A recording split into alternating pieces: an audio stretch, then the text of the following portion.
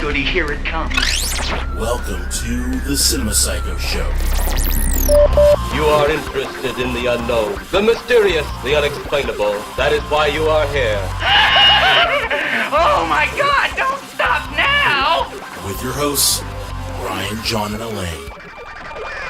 All right, everyone, this is John Woolscroft with the Cinema Psycho Show here, and I'm glad that I'm able to be joined here by Johnathan Fuller. Thank you for joining me here. He is one of the actors in the film that we reviewed a couple of weeks back now here, Skyscraper, but he is so much more than that. He is a very accomplished actor, which I will let him explain here. So if you could give us a little background of yourself here before we kind of jump into some Skyscraper questions, I would greatly appreciate it. Sure, that'd be fine, John. Hi, you cinema psychos. How's everybody doing?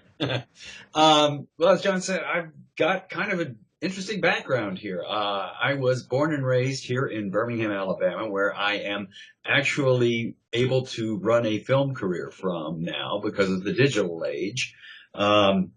I left Birmingham as soon as I possibly could after high school and went to college in Chicago and lived in Chicago, New York, and LA doing a lot of theater.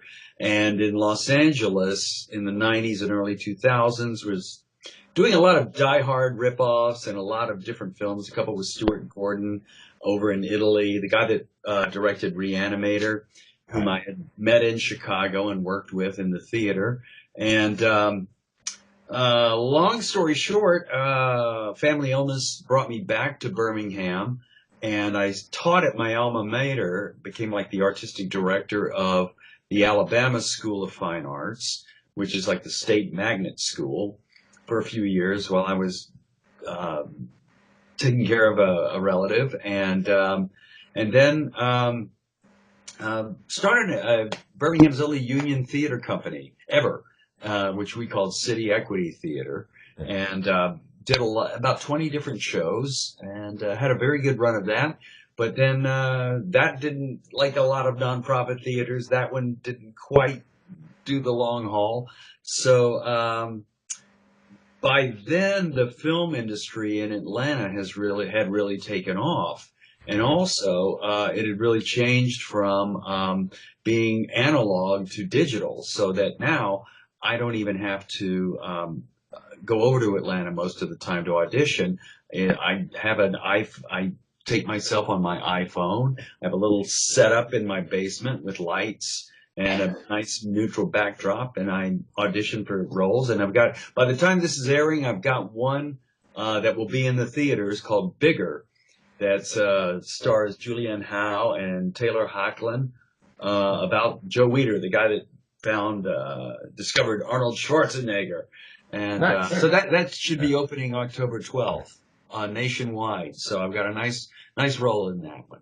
So yeah, please send me the details on that. I'll make sure we put that in the lower part of this video here. But yeah, I remember I was on the younger side and just seeing, I think Extra was on, I'm not sure why I was watching it, and they brought up Anna Nicole Smith has, a movie coming out, she's entering movies, and I just remember kind of, I was on there just giggling because, she was a model and then Playboy, and when you're a little kid, that's, haha, yeah, but a very big model in Playboy. Yeah. Always right. Yes. Yeah. Yes.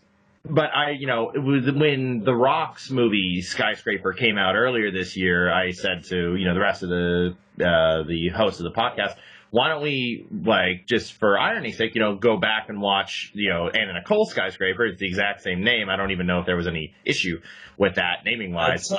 I don't think you could copyright a title. They could have called it Death of a Salesman if they wanted to. Maybe Death of a Salesman's or something. Yes. Right. But yeah, how did you come across this particular movie? How did I get involved? There was during that period in the 90s, there was a series where there were a lot after Die Hard came out.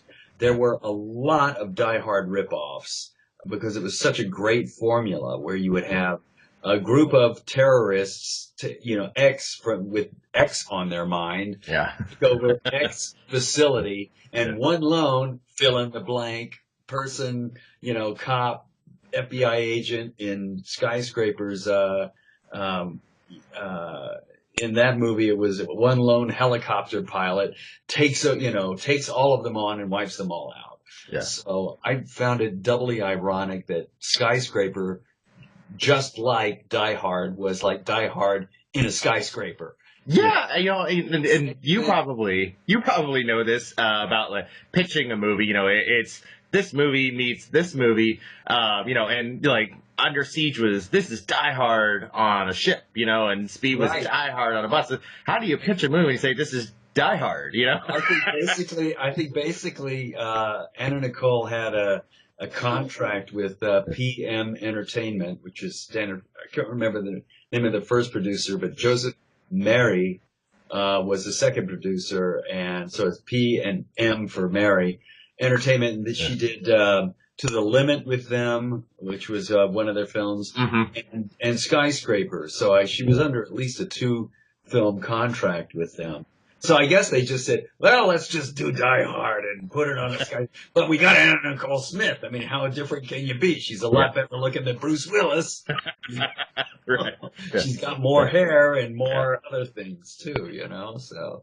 So that kind of answers, I've always wondered if, and you kind of answered this now, but was this movie like, did they have a script that was too similar to Die Hard and they said, well, we need to put somebing like Anna Nicole Smith in so they'll see her on the box art and buy her? Well, This was a project where she started, it was her, right? I don't know the exact answer for that, but I have a feeling they just said, let's do a Die Hard-esque film, and we've got Anna Nicole Smith. What can we do with her? How can we make her fit into this? And not just be like Bruce Willis's character. So they had her, be a helicopter pilot that, landed on the building and works kind of from the top down. And she's a mother also, and her own son played her son, in the film. So, he was like a, 8 or 9-year-old kid running around at that time, He's a nice kid, sweet kid, Mm-hmm. And what was it like working with her around that time? It was, it was interesting. I didn't actually have any scenes with her, but the first time I met her, I walked in the room where she was, and she was with Ray Martino, who I think they had a thing going on at the time, but she was dressed in full white lingerie. And I just walked in the room, and it was really rather breathtaking because she was like, "Hi, how are you?" And gave, but there was this certain offness to her. And I don't know if your fans know this or really know how public a crash she had. And this was kind of the beginning of that. They had Entertainment Tonight come in and like film her doing a scene of like landing the helicopter, even though she was just seated in the helicopter, and she could barely speak her lines because the drugs were starting to really take effect, addle her, and be a constant threat to her. So, and oddly enough, that wasn't the first time that I'd seen that happen.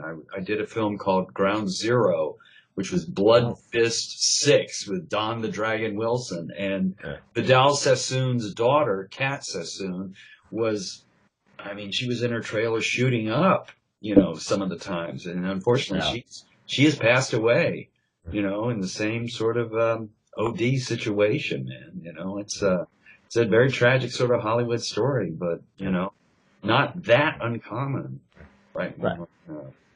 Now, you're a professional actor, and I'm not taking anything away from her, but she was a model that went into the world of acting.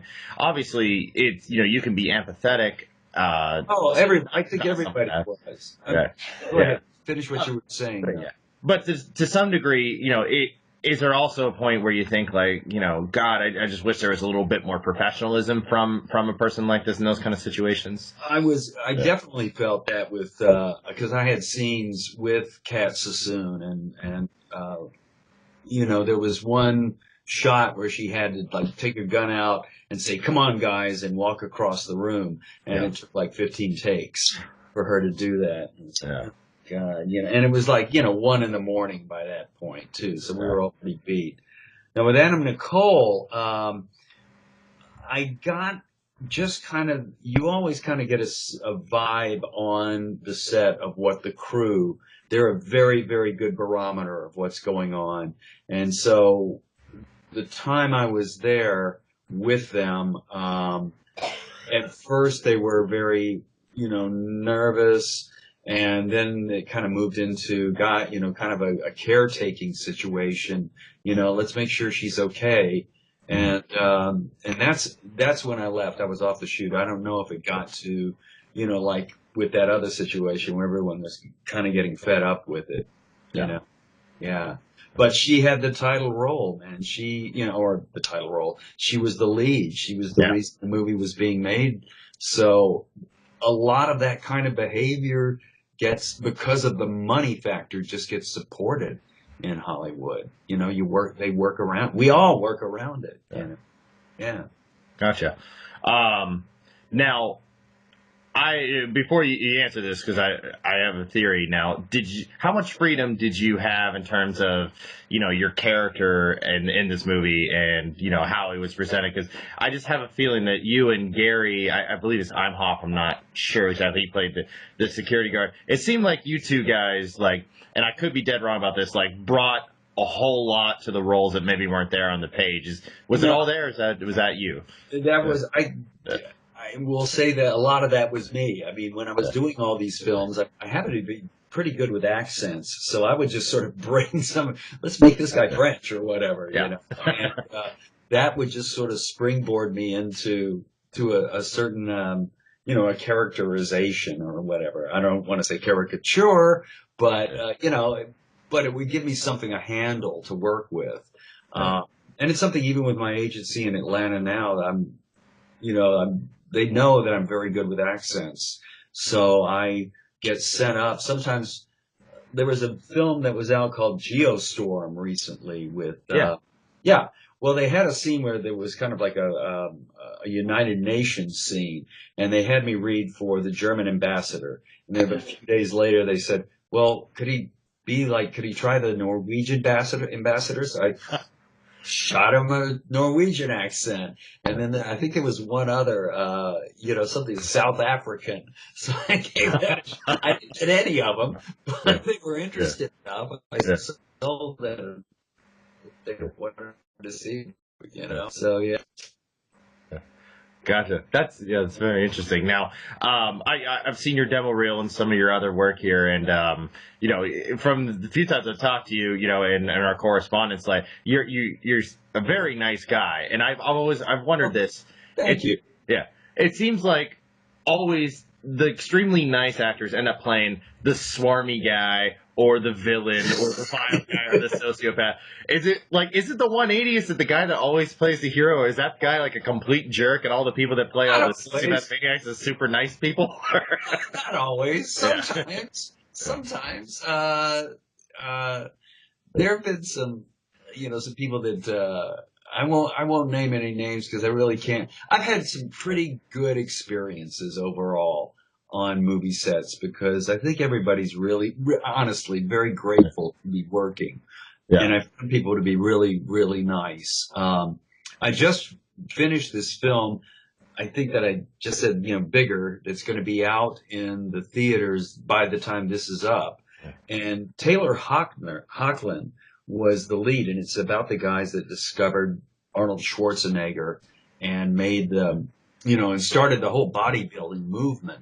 And he was really a nice guy, and he was really behind this whole film, that is like really into it. He's the guy that plays Superman on the TV show Supergirl now. Oh, okay. And even ironically, I asked him and I found out in our conversation that he was the kid that played Tom Hanks' son in The Road to Perdition, which opened up a whole... No way! That's one of my favorite films of all time. That's amazing. Great film, Yeah. So, I just watched it again recently, and I was like, well, how was it working with Paul Newman? And he said, I had heard he was like a really big actor, but I didn't really know who he was at the time. He had this great scene with Paul Newman, Yeah. He said Tom Hanks was as gracious as a guy as could be, really, because really wanted to form that good relationship with him, Well, there goes my theory out the window, because Tom always plays nice guys, and I've never heard a bad thing about him. So. Yeah. Well, I think he's a real choice, example of that. There's a guy, Ice-T, he was on TV recently and was talking about, like, he's been doing SVU for 20 years now. They're in their 20th season. It's an incredible run. Yeah. And, I did a movie with Ice, and he was like, kind of, okay, everybody was really tired making this film because there were a lot of night shoots on it. And, right. But he was talking about, somebody asked him, like, how is it that you keep it fresh, and you keep a good demeanor about, like, what you're doing and how you're acting and what's going on in the thing. And he said, well, you just got to remember, you got to think back to a level of what was fucked up in your life and realize how far you've come. Yeah. And then everything else, you go like, damn, I'm here making a movie. I'm making a TV show. I mean, what have I got to complain about with anything? It's by far you can put it into perspective, and they call it a screenplay. They call them plays for a good reason, because you can get out there and have a lot of fun. Yeah.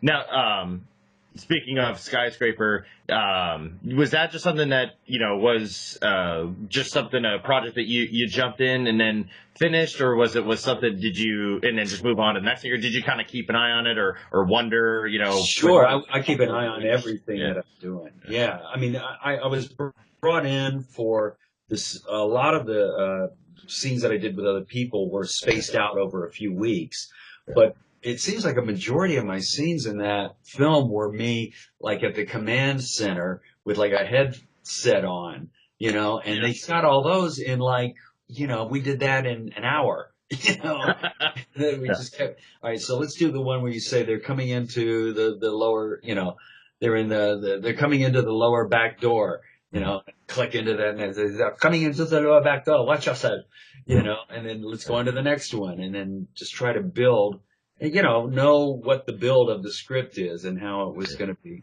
how it was going to play. But yes, of course, I watched what was, the progression of it, to find out what was going to happen with it. And I knew Skyscraper went right to video. I've got another film, that I've got a lead in that I'm very excited about, called Rightful, that is in post-production right now. And we had a great director named Andre Alpha, who was really good at working with actors. Like before a certain scene that took place early in the morning where my character walked out of a diner, he said, "What did you just have to eat in there?" And I was like, "Oh, wow, yeah, okay." I had eggs and some hash browns, so yeah, I'm feeling kind of like a little yucky from that, it's that kind of. But he would ask stuff like that all the way through, and this is a basic zombie movie with a girl named Laura Flannery and Adam Steiner, I think, and Terry Malam, who have been in a lot of other films that you'll recognize them if you see them. And we're just waiting to I'm waiting to find out the word on that. It's getting close to getting finished, and we'll find out if it gets a theatrical release or if it goes right to video. There's always that. You don't necessarily know, what's going to happen with them, Well, that's funny how different the world is now. Like, say when Skyscraper came out, there was a somewhat of a stigma of like, oh, it went straight to video or something on the. Sure. Now it's like, oh, great, it went straight to the straight to video, almost like it's almost its own honor because that's where the great things are coming now, and all the independent work is coming. Goodness, it's like when some of these films of mine came out, it was like, yeah, it went straight to video, and then it went to Showtime, and it went to Cinemax. And now it's like, oh my God, it got a release on Showtime, on Netflix. It's just like huge, to have that happen. So, we really are in a golden age of TV right now. The stuff that's being produced for those streaming video companies, it's really interesting to watch how stuff evolves and changes, So, yeah. And what's the title of that one again? Oh, it's called Rightful. Rightful. Now. Yes, as opposed to wrongful. Right. Rightful. And it's about, based on a true story about two African American men, brothers that owned a huge plot of land and were wrongly executed so that some white South Carolinians, two guys, could take it over, or it could get into the hands of some white people. And I'm playing kind of a greasy Southern lawyer in this one. And Terry Milan plays a kind of a greasy Southern judge. And we are like orchestrating the takeover of this land a good 100 years later. And we find out that there's another relative who's a young white woman that's brought in, or a woman of mixed race, I guess, and the brothers don't like that the land's being sold, so they rise out of the graves and stalk a lot of people, and a lot of people get killed by it. Cool.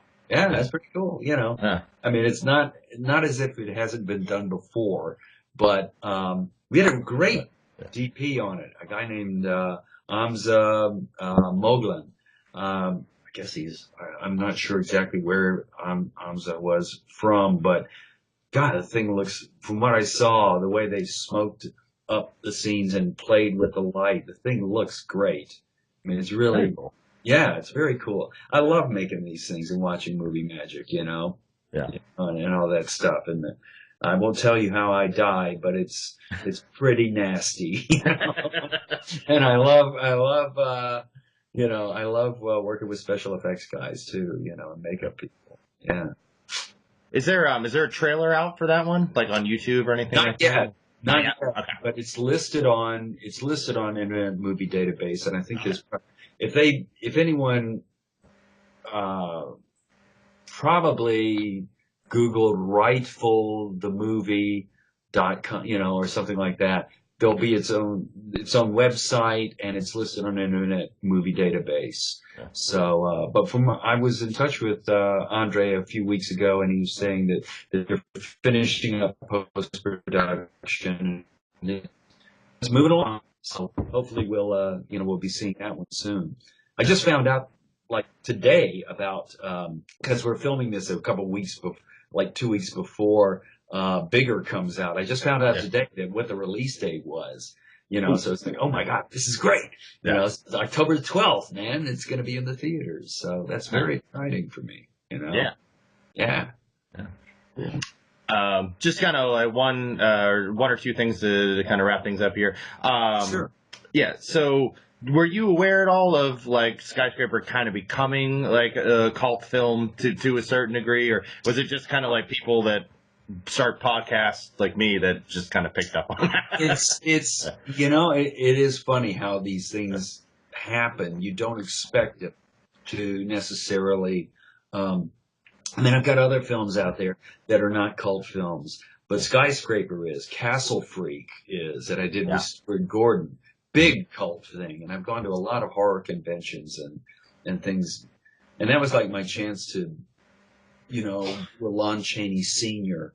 kind of thing, one of those Quasimodo kind of makeup jobs. And I always had wanted to do that sort of thing, but I had no idea that thing was going to I did it for my own reasons because I wanted to go through the torture of that makeup, I guess. And also because we shot it in Italy in a castle, which is, really one of those perks of of doing jobs like this sometimes. But I really didn't have any idea that one would pick up as like a cult film.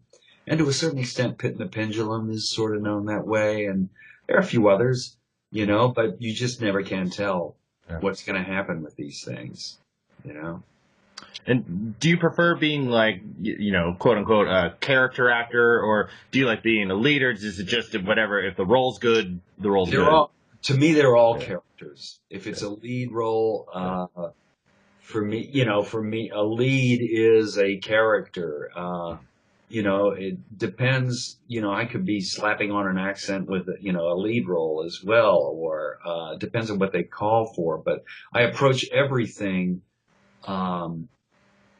as a trained actor. Like when I did Castle Freak, I drew on the Caliban from The Tempest by Shakespeare. That kind of the idea of the monster that elicits some pity. And Stewart wanted that out of me, and literally came over to my house for dinner one night and dropped this bomb on me that he wanted me to play this role, because of he knew I liked Lon Chaney Sr. and Boris Karloff, and, was totally into the horror scene. And he said, I think you'd be perfect for this. And it was like, sign me up, man, totally. But, I like I'll do a one-line thing in a movie and have a good time, and I know that I can carry a film too, as well as being my first film was a young hero in Pit and the Pendulum, and then I moved into all these terrorist bad guys, and now I'm age-wise I'm getting sent out more for like doctors and lawyers and businessmen now, just because of the way I look. Yeah. So, and that's a big thing in film, is how do you look, and fitting the role, Gotcha. One more time, please, tell us the names, and I know there's only a date for the one, but the two films that are coming out, please hit us up one more time here on this. The first one that it will be in the theaters by the time this one this is released is called Bigger, and it's the Joe Weider story with and that goes into the theaters on October the 12th. And the zombie movie, the horror film, is called Rightful, and it is in post-production right now, and we'll see where that goes, what the release of that one's going to be. So thank you for letting me pitch those. I appreciate that, man. Hey, thank you for giving me your time and coming on and just shooting the bull about Skyscraper. I appreciate it. Anytime, John. Yeah. More than happy. Okay. Well, yeah, once again, I appreciate you being a part of this. This was John from the Cinema Psycho Show. Having the luxury of speaking to one of the actors from one of the films we had watched. You listened to and we watched. Johnathan Fuller. Thank you once again for being a part of this. And, I really appreciate it. All right. All right. Well, have a good night and thank you take very care. much. Goodbye, you psychos.